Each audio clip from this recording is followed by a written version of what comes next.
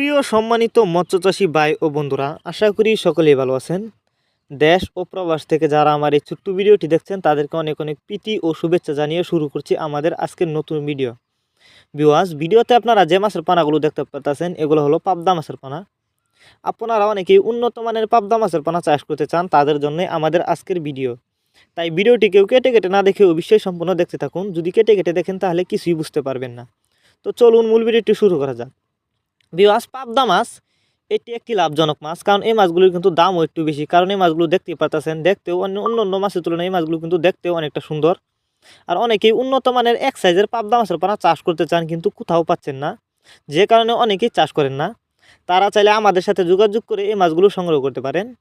এই যে দেখুন মাছগুলোর সাইজ। এই মাছগুলোও আমরা পিস হিসাবে বিক্রি করতেছি।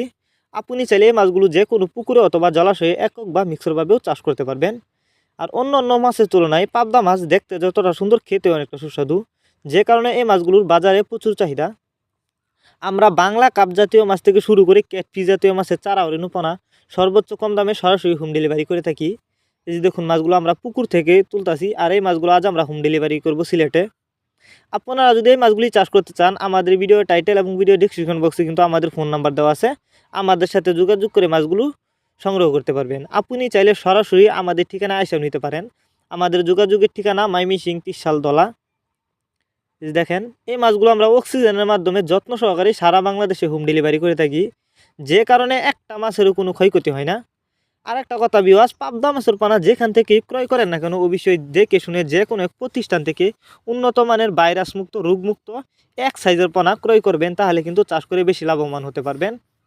আর অনেকেই পাবদা মাছের রেণু চাষ করতে গিয়েও কিন্তু লস খেয়েছেন, কারণ পাবদা মাছের রেণু অনেকেই কিভাবে চাষ করতে হয় জানেন না, যে কারণে আপনারা পুকুরে ছাড়ছেন কিন্তু তারপরে মারা গেছে। আর এটি কিন্তু পোনা, আপনি যদি এই মাছগুলো পুকুরে ছাড়েন, খাবার দিলে কিন্তু মাছগুলো দ্রুত বড় হবে।